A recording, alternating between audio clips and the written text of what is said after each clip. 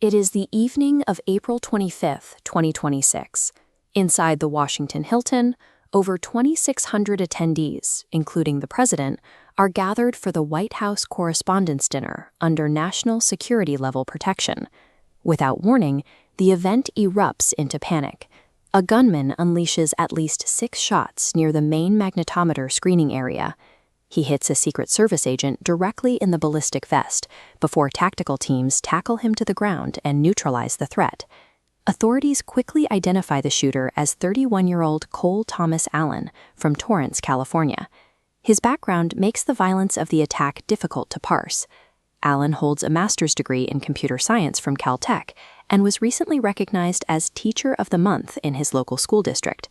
To understand how he bypassed the outer rings of security without raising alarms, we have to look at modular transport.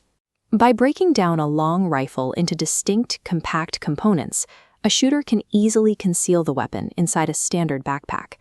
Allen exploited a physical blind spot in the venue's layout to use this to his advantage. He slipped into an unsecured, makeshift storage room used for bar carts near a terrace entrance. Hidden from security, he assembled the weapon, stepped out, and rushed the checkpoint. Static checkpoints and magnetometers lose their efficacy when the surrounding architecture contains unmonitored gray zones. In this instance, the proximity of an unsecured storage room to the main ballroom provided the tactical window needed to covertly reassemble modular components just feet from the target. Allen's decision to rush a heavily guarded, indoor screening area meant he traded any chance of a viable escape route for extreme proximity. From a tactical perspective, it was a suicide mission. Compare a bat geometry to the suspect in the recent Charlie Kirk shooting, Tyler Robinson, who designed his attack with a clear evasion plan in mind. This is a vintage Mauser Model 98. Robinson fired from a rooftop sniper position using a low-tech, bolt-action rifle similar to this, which is highly popular among hunters.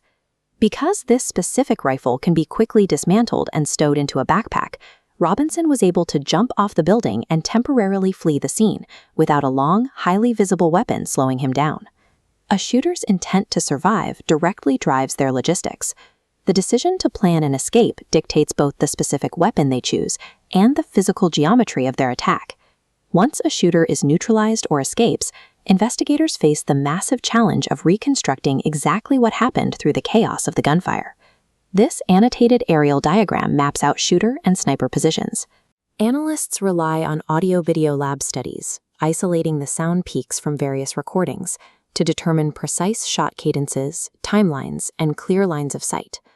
This is a twisted copper bullet fragment recovered from a crime scene. The FBI conducts advanced metallurgical analysis on raw materials exactly like this to trace a projectile back to its origin.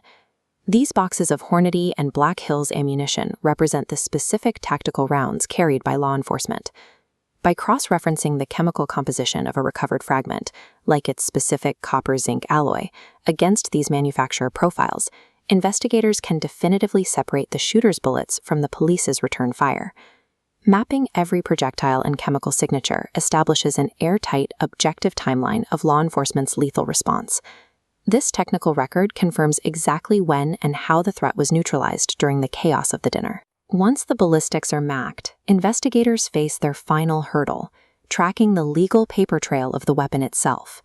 This is an ATF firearms transaction record. The standard tracing process relies heavily on forms exactly like this one, filled out during retail purchases, to connect a specific serial number to a buyer. But if a weapon is obtained through private sales or decentralized procurement, that bureaucratic trail vanishes. Take the recent Manhattan NFL headquarters shooting as an example. This image highlights a disassembled AR-15 style rifle, where the lower receiver is the only legally controlled component. The shooter's associate legally purchased just that one serialized part. Because the remaining components, like the barrel and the stock, can be purchased over the counter without background checks, perpetrators are able to assemble lethal, modular weapons in private. Modern security protocols must evolve to account for these modular components. Effective protection requires monitoring event perimeters for disassembled parts while addressing the procurement loopholes that allow these untraceable weapons to be built in the first place.